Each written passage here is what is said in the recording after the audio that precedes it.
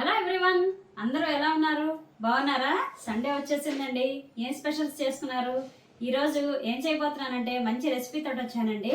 అదేనండి, మీరు అడిగిన ఫ్రైడ్ రైస్ చేయబోతున్నాను. మామూలుగా అయితే అందరూ కూడాను రైస్ బాయిల్ చేసి చేస్తారు, బట్ నేను అలా చేయను. నేను వేరే విధంగా చేస్తాను, నా స్టైల్లో చేస్తాను.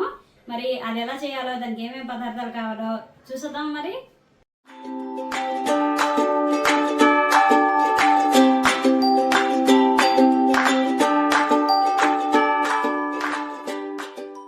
నేను ఇక్కడ స్టవ్ మీద కుక్కర్ పెట్టేసుకున్నాను. పావు గ్లాస్ తోటి ఒక గ్లాస్ బాస్మతి రైస్ తీసుకున్నానండి. ఇది మనం ఇప్పుడు వేసేసుకుందాం. గ్లాస్ బియ్యం వేసేసుకున్నాం కదండి. బియ్యం వేయించుకుందికి ఒక 2 చెంచాలు ఆయిల్ వేసుకోండి. సిమ్లోనే పెట్టి వేయించుకోండి, హైలో పెట్టద్దు, మాడిపోతాయి. బియ్యం వేగేలోపు మనం రైస్కి మసాలా చూపిస్తున్నాను చూడండి. చిన్న దాక్షిణ చెక్క ముక్క, అలాగే ఒక 8-10 మిరియాలు, ఒక 4 లవంగాలు, ఒక 4 ఇలాచీలు. ఇది మనం ఇప్పుడు పొడాడేసుకుందాం. చూడండి, బియ్యం ఇంకా వేపుకుంటున్నాను, ఇంకా కొంచెం వేగాలి. చూడండి, పొడి అయితే చక్కగా ఆడించేసుకున్నాను. ఇలా మెత్తగా పొడి అయిపోవాలి. ఫ్రైడ్ రైస్లోకి ఒక 4-5 బీన్స్ నేను ఇలా ముక్కలు తరిగి పెట్టుకున్నాను, ఇగో ఇలాగా. అలాగే ఒక 2 క్యారెట్లు ఇలా పొడుగ్గా సన్నగా కోసుకున్నాను. అలాగే కొంచెం బఠానీ తీసుకున్నాను, కొంచెమే, ఈ మాత్రం, చూసారు కదా. చూడండి, అలాగే జీడిపప్పు కూడా తీసుకున్నాను. కొంచెం ఆయిల్ వేసుకుంటున్నాను. జీడిపప్పు అలాగే వెజిటేబుల్స్ వేయించుకుందికి అయితే హీట్ ఎక్కిందండి. కొంచెం జీడిపప్పు వేయించేసుకుందాం ఫస్ట్ మనం. చూడండి, రైస్ అయితే వేగాయండి. ఇప్పుడు ఏదైతే మనం పొడి ఆడుకున్నామో ఆ పొడి కూడా వేసేసి కొంచెం వేయించుకోండి, చాలా బాగుంటుంది.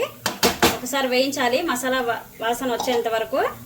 అలాగే ఇంకో పక్క నేను హాట్ వాటర్, మసాలా పచ్చి వాసన పోయేంత వరకు చక్కగా వేగిందండి. అలాగే చూడండి, జీడిపప్పు కూడా వేయించేసుకున్నాను.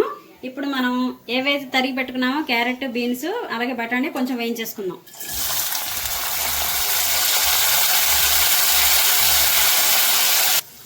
చూడండి, ఈ మాత్రం వేగితే సరిపోతుంది, ఎక్కువ వేగక్కర్లేదు. మనకి కుక్కర్ ఎలాగో బాయిల్ అవుతాయి కాబట్టి సరిపోతుంది. ఇప్పుడు మనం అందులో వేసేసుకుందాం రైస్లోని.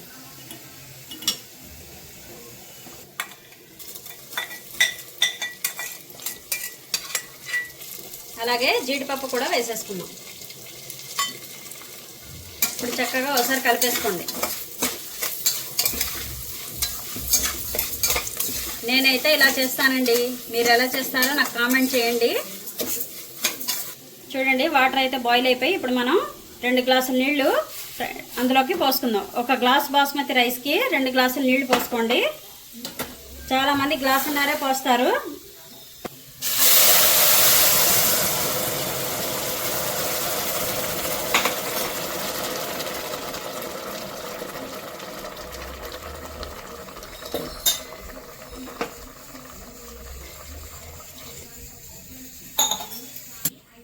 రుచికి సరిపడా ఉప్పు,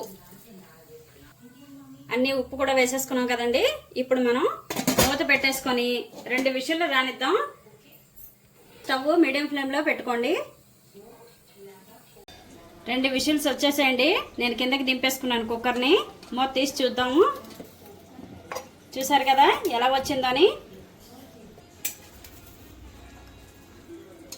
ఒకసారి మనం కలుపుకుందాం. చూడండి, 2 గ్లాసులు నీళ్లు పోస్తే చక్కగా విడివిడలాడుతూ పొడి పొడిగా వచ్చింది. చూసారు కదా ఎలా చేశాను అని. మరి మీరు ఎలా చేస్తారో కామెంట్ చేయండి. మళ్ళీ అడుగుతున్నాను, నేనైతే ఈ విధంగా చేస్తాను.